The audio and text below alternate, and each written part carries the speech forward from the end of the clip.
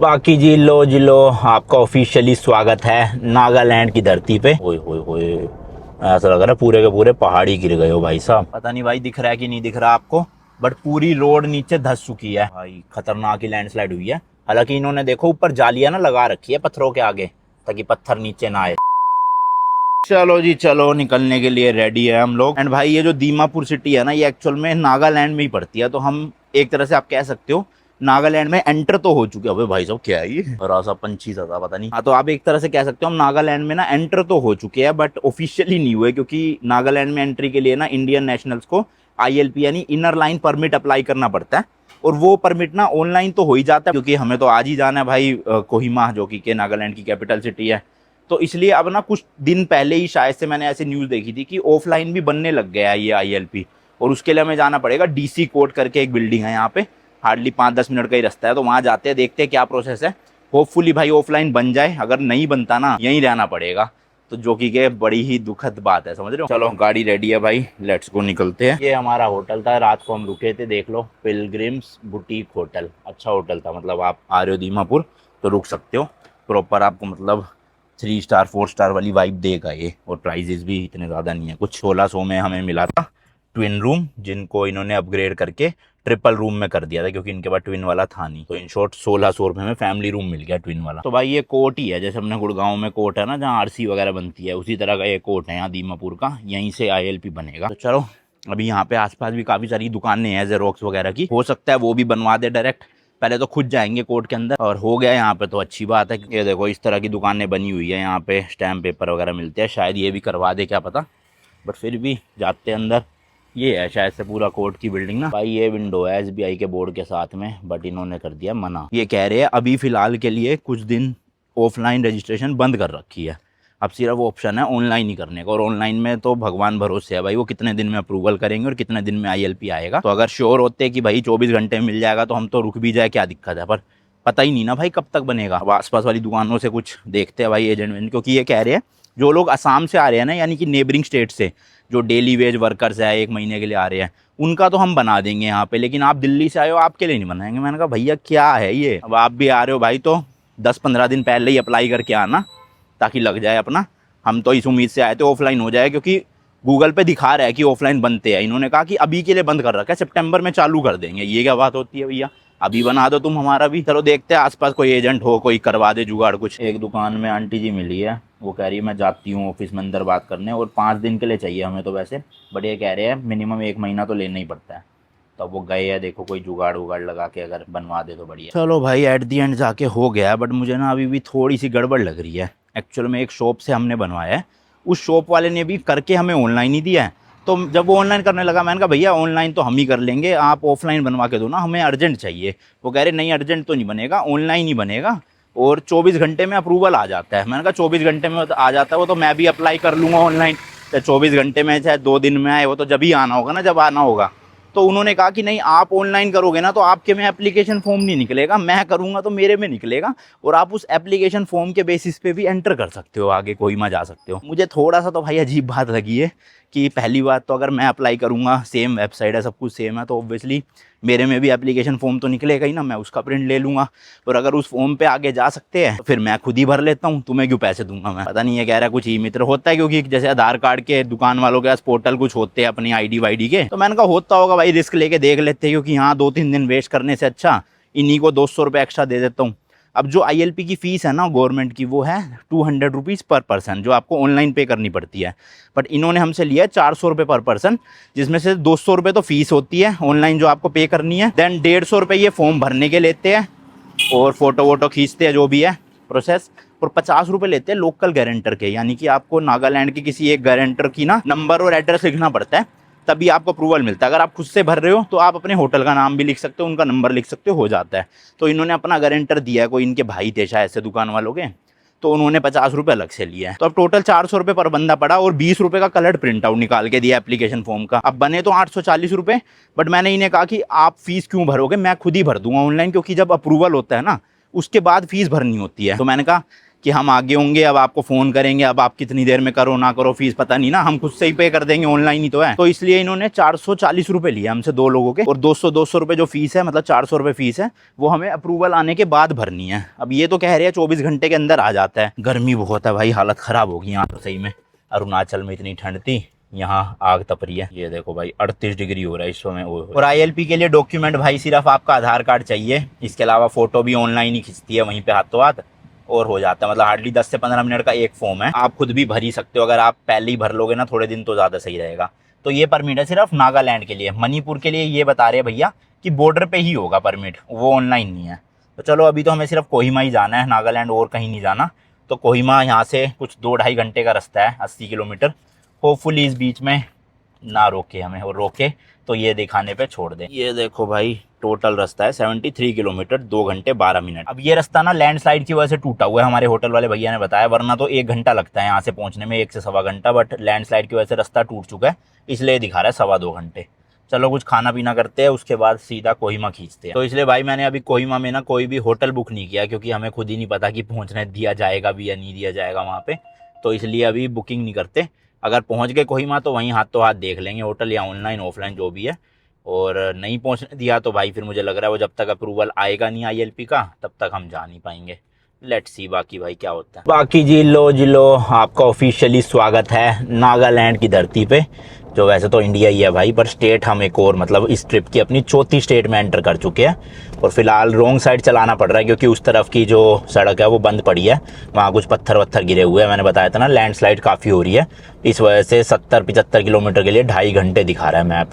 तो अब ये मेरे को लग रहा है कई किलोमीटर तक ऐसे ही चलना पड़ेगा रॉन्ग साइड ही ना। और फिलहाल अभी तक तो भाई कहीं पे भी चेकिंग नहीं हुई है। हालांकि ट्रक्स को 2-3 बार मैंने देखा है, पुलिस वालों ने रोक रोक के चेकिंग करी है, बट हमारी ऐसा सच नहीं रोका कहीं पे भी। और ना कल रात को हमें रोका नागालैंड के बॉर्डर पे। बाकी ये सामने आप बोर्ड देख सकते हो भाई नागालैंड की अलग अलग सिटी का। कोहिमा है 54, माओ है 84, और इम्फाल तो भाई मणिपुर में पड़ता है। तो कोहिमा से अलावा तो हम ऊपर जाएंगे नहीं भाई, क्योंकि ना इतने दिन है अपने पास घूमने के लिए। बस ये है हर स्टेट की एक एक 2-2 सिटी घूम लेते हैं, मेन काफ़ी रहेगा। पूरा इंडिया तो आपको पता है भाई इतना बड़ा है कि मैं मतलब 5 साल में भी पूरा इंडिया नहीं घूम सकता। दुनिया तो घूमने की बहुत दूर की बात है। तो इसलिए आराम से भाई जितनी बस सिटीज़ हो सकती है उतनी उतनी करके स्टेट अपनी कंप्लीट करते चलेंगे, और फिर जाएंगे नीचे मणिपुर की तरफ। और इम्फाल जो है वो कोहिमा से ज़्यादा दूर नहीं है। हालांकि मणिपुर का बॉर्डर तो बिल्कुल ही पास है, 1.5-2 घंटे की ड्राइव पे। पर वैसे आप डिस्टेंस देखोगे कोहिमा से इम्फाल का तो 5-5.5 घंटे आई गेस लगेंगे जाने में। फिलहाल अभी तो आज कोहिमा पहुँच के 2 दिन कोहिमा में ही रहेंगे, अच्छे से एक्सप्लोर करेंगे, देखेंगे नागालैंड। और नागालैंड का ना हॉर्नबिल फेस्टिवल भी बहुत फेमस है, बट वो अभी इस टाइम नहीं होता, वो शायद नवंबर या अक्टूबर में होता है जहाँ तक मुझे याद है। खैर कोई नहीं भाई, नॉर्मल कोहिमा देखते हैं, एक्सप्लोर करते हैं कैसा है। पता नहीं भाई दिख रहा है कि नहीं दिख रहा आपको, बट पूरी रोड नीचे धंस चुकी है भाई, खतरनाक ही लैंडस्लाइड हुई है। हालांकि इन्होंने देखो ऊपर जालियाँ ना लगा रखी है पत्थरों के आगे, ताकि पत्थर नीचे ना आए, बट स्टिल कई जगहों पे पत्थर गिरे हुए हैं। और यहाँ रुकना भी सेफ नहीं है, चलते ही रहो तो ज़्यादा सही है भाई, खाम में कोई पत्थर वत्थर गिर जाए। एक तो भाई रॉन्ग साइड चलाने में ना डर सा लगता है बड़ा, अपने ऊपर नहीं सामने वालों की वजह से, कि कौन कितनी स्पीड से कहाँ से आ रहा हो, ये देखो ओवरटेक करने के चक्कर में। एंड दूसरी तरफ तो भाई खतरनाक ही पत्थर गिरे हुए हैं, और इन्होंने लिटरली बोर्ड भी लगा रखे है बीच में ना ये डिवाइडर पे कि फॉलिंग रॉक्स का। बहुत पत्थर है लेफ्ट साइड में। अब देखो अब राइट लेन बंद हो गई है, हमें लेफ्ट में अपने सही जाना पड़ेगा, लेकिन वहाँ से सामने आ रहे हैं। तो वही है, आधी सड़क इधर की बंद है, आधी उधर की बंद है, इस वजह से टाइम लगने वाला है आज। ओए हो, ये तो भाई रोड ही टूट गई पूरी। ओए भाई धस गई रोड पूरी की पूरी भाई। इवन कई जगहों पे तो आप देखोगे जाली तक भी उखड़ के गिर गई है, जो पत्थरों पे लगा रखी है ना ताकि गिरे ना पत्थर। पर इतने पत्थर तेजी से गिरे हैं, मिट्टी विट्टी पूरी, ये देखो जाली तक उखड़ी पड़ी है। और कई पत्थर तो अभी गिरने की कगार पे ही है, बिल्कुल अटके पड़े हैं समझ लो। लो जी लो, यहाँ हो रही है चेकिंग पुलिस की। अब ये शायद से मांगेंगे, ये जाने दे रहे हैं, जाए क्या? जाने दे रहे हैं भाई, पता नहीं, हाथ तो रुकवाया था पर जाने दिया उनको भी, हमें भी रोक तो नहीं रहे। ये देखो भाई कितने ज़्यादा गिरे पड़े हैं, JCB वगैरह काम पे लगी पड़ी है। जो बड़े बड़े पत्थर है उनको तोड़ तोड़ के छोटा करके सीधा ट्रकों में लोड करवा रहे हैं। ये देखो, ओए होए होए, ऐसा लग रहा है पूरे के पूरे पहाड़ी गिर गए हो भाई साहब। अच्छा है भाई पहले ही हो गया, हमारे आने के टाइम तक निपट चुका है, बारिश का कोई सीन लग भी नहीं रहा मुझे होगा, वरना ये मुझे लग रहा है अगस्त एंड में ना, अगस्त में या फिर जुलाई एंड में काफ़ी बारिश हुई होगी यहाँ पे, जिसकी वजह से सारी लैंडस्लाइड हुई है। एंड नंबर प्लेट भी भाई लोग आप देख सकते हो NL, यानी कि नागालैंड की अब हमें देखने को मिलेगी आगे। और येलो नंबर है तो वही टैक्सी नंबर है। बाकी वाले रूल्स तो सेम इंडिया वाले ही होते हैं कि मतलब वाइट नंबर प्लेट होएगी नॉर्मल, और ग्रीन होएगी इलेक्ट्रिक, एंड जैसे ये येलो है ये होगी टैक्सी नंबर। बार बार रोड के इधर चलना पड़ रहा है, कभी उधर कभी इधर कभी उधर, क्योंकि आधी जगहों पे पहाड़ियाँ गिरी पड़ी है। यहाँ के पहाड़ ना भाई मतलब वो स्ट्रॉन्ग चट्टाने नहीं है, थोड़े मिट्टी वाले पहाड़ है, जिस वजह से ना पूरी के ऐसे मिट्टी के ढेर ही गिरे पड़े हैं नीचे, और आधी जगहों पे रोड ब्लॉक हो रखी है। अब ये जितनी जितनी जगह से उठाते जा रहे हैं वहाँ से खुलती जा रही है रोड, वरना बंद ही पड़ी है। वैसे आप देखोगे ना भाई पूरे अच्छे हाईवे बने हुए हैं, 4 लेन हाईवे है, 2 लेन इधर 2 लेन उधर। तो नॉर्मली अगर लैंडस्लाइड ना हो तो बंदा 1 घंटा सवा घंटा में आराम से ये 70 किलोमीटर कर सकता है इन हाईवों के हिसाब से। बट वही है, जब बंद ही हो जाते बीच बीच में रोड तो क्या करे। 30 किलोमीटर रह गया रास्ते में, ये आया है भाई देखो यहाँ पे होटल वोटल है, नागा थाली भी मिल रही है। एंड इस तरफ देखोगे पिज़्ज़ा हट है, KFC है और वैंगो भी है। चलो फिर साउथ इंडियन हो जाए। देख रहे हो मतलब अलग ही स्वैग है भाई, नॉर्थ ईस्ट में आके साउथ इंडियन खाना खाएंगे। अब यहीं चलते हैं भाई अंदर, देखो काफ़ी सारी चीज़ें हैं इसमें, मिल जाएगा अपने को कुछ ना कुछ बढ़िया। सही है भाई, बैठने का भी सही बना हुआ है, यहीं से ले लेते हैं कुछ। तो जी लो डोसा तो आ गया, अच्छा खासा मसाला डोसा। मेरे को तो लग रहा है एक इसी से पेट भर जाएगा मेरा। तो सोहन ने मंगवाया छोले भटूरे, फूले फूले भटूरे आए हैं मस्त। छोले अलग से लग रहे हैं यार थोड़े थोड़े, और मेरी इडली सांभर है। टोटल बचा है जी 26 किलोमीटर, 54 मिनट का रास्ता। अभी यहाँ पे भी KFC में अपने एक सब्सक्राइबर भाई मिले हैं, वो भी बता रहे हैं कि थोड़ा सा रास्ता आगे और खराब है।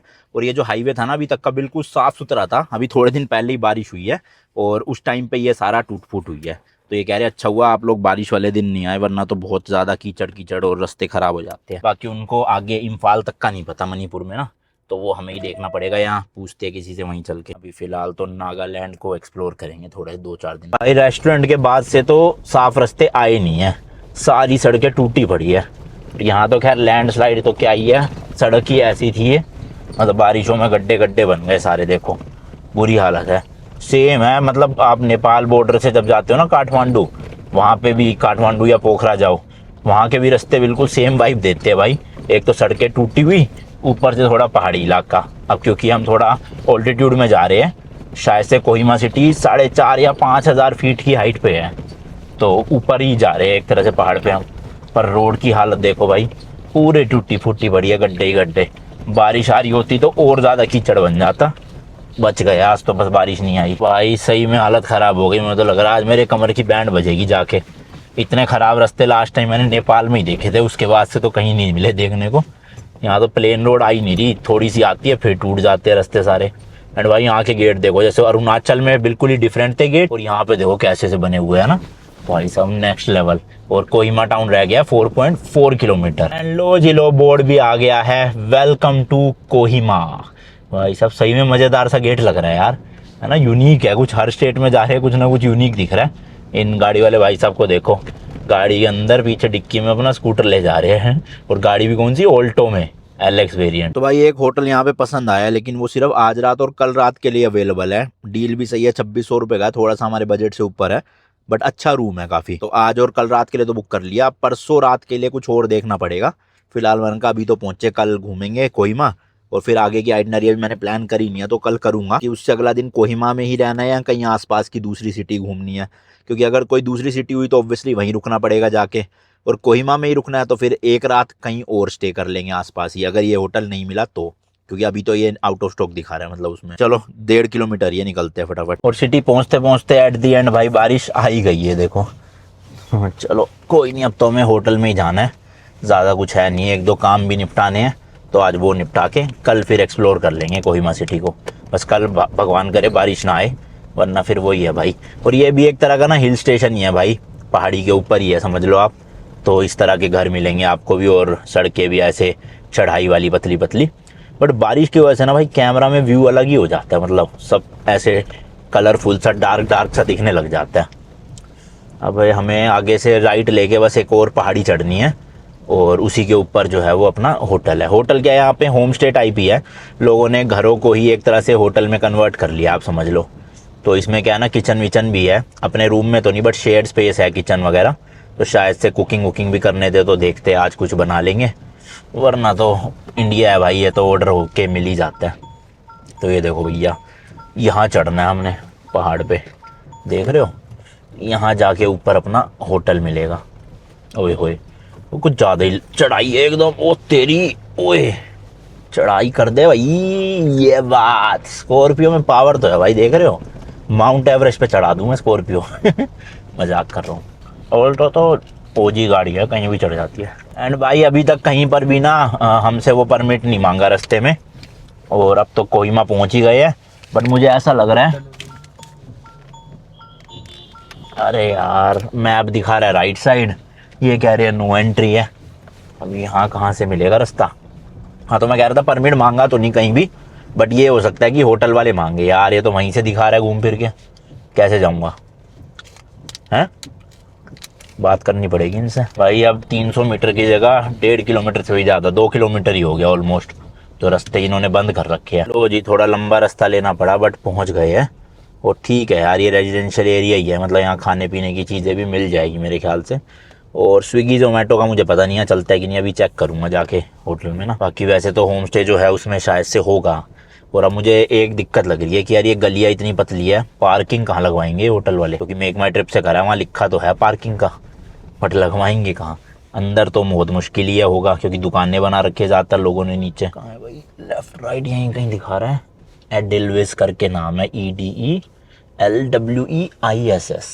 लेफ्ट में शायद ये है, ग्रे वाली बिल्डिंग है सामने, कंफर्म नहीं हूँ मैं। कहा था ना मैंने, लोगों ने घरों को ही बना रखा है भाई चेंज करके। और अब ये पार्किंग कहाँ लगवाएंगे? हाँ जी, आवाज़ आ रही है? हाँ हाँ हाँ। बुकिंग थी हमारी आज रात और कल रात के लिए। अच्छा अच्छा। तो आपकी लोकेशन के नीचे तो आ गए हैं, पता नहीं चल रहा कौन सा, कोई बोर्ड नहीं लगा हुआ। ठीक है, मैं केयर टेकर को बोल देगा, वो आएगा। ठीक है, आप बोल दो। नीचे ब्लैक कलर की स्कॉर्पियो है हमारे पास। हाँ ठीक है ठीक है। तो कहा था ना भाई, ये एयरबीएनबी वाला टाइप का ही सिस्टम है। यहाँ पे केयर टेकर होंगे, ओनर कहीं और रहते हैं, उन्होंने अपना घर बस एक तरह से चढ़ा रखा है एज अ होटल। तो उतर जाता हूँ मैं, देखता हूँ कोई आएगा तो फिर उनको पूछते हैं पार्किंग का सीन। जहाँ तक मुझे लग रहा है भाई, यही वाली प्रॉपर्टी है पक्का, थोड़ा होटल जैसी वाइब दे रही है ये ना। इसी के नीचे लगवाएंगे ये गाड़ी कहीं। बाकी इस तरह का एरिया देखो, फ्रूट्स वगैरह की दुकानें, ये पहाड़ी ऊपर पूरी। तो लो जी, ये आ गया केयर टेकर। अब जो है गाड़ी लगवा रहे हैं ये, शायद ये किसी की एम ही है, गाड़ी हटवा रहे हैं इनकी ना, और फिर अपनी लग जाएगी यहाँ पे। तो चलो सही है, पार्किंग का तो इंतज़ाम है। पार्किंग की दिक्कत है भाई इस वाली रोड पे ना, पतली सी सड़क है एक तो। चलो जी, गाड़ी लगा के आ गए हैं। ये अपना रूम है, काफ़ी बड़ा रूम है, मैं दिखाता हूँ आपको। पूरा अपार्टमेंट ही है समझ लो एक तरह का ये। इसमें एक डबल बेड दे रखा है, एक वहाँ सिंगल दे रखा है, और सिंगल के साथ ही ऐसे स्लाइड होके एक और बेड आ जाता है। तो मैंने ये ले लिया, इसमें सामान वगैरह पटक देंगे, या फिर अगर ये गद्दा सॉफ्ट हुआ तो उस गद्दे में हो जाऊँगा ताकि कमर दर्द ना हो, और यहाँ सोना आ जाएगा। बाकी पंखा ऊपर नहीं है, एसी भी नहीं है, तो इन्होंने एक ये फ्लोर वाला फ़ैन दे रखा है, शीशा है, टीवी है, अलमारी है जिसमें कंबल तौलिए, प्रेस भी दे दी है इन्होंने, बढ़िया है। क्योंकि कल थोड़े से कपड़े लॉन्ड्री करवाऊंगा और प्रेस कर लूँगा। फिर यहाँ डाइनिंग टेबल है जिस पे कुछ रूल्स वगैरह रखे हुए हैं, पेट्स अलाउड नहीं है, और पानी की बोतल। इधर आप देखोगे भाई तो किचन भी दे रखी है इन्होंने, माइक्रोवेव है, गैस स्टोव है, फ्रिज है, बाकी सिंक वगैरह है। व्यू बड़ा तगड़ा है यहाँ से, कल दिखाऊंगा अच्छे से। और ये सामने है भाई बाथरूम, बालकनी नहीं है इसमें, बट कोई बात नहीं, ज़रूरत भी नहीं है। बाथरूम भी देखो साफ़ सुथरा, अच्छा खासा, गीज़र भी लगा हुआ है, बढ़िया। तो ओवरऑल 2600 रुपये में काफ़ी ज़्यादा वर्थ इट है भाई ये वाला रूम ना। किचन साथ में मिल गई है, तो कुछ बनाना बनूना होगा अगर देखते हैं बना लेंगे।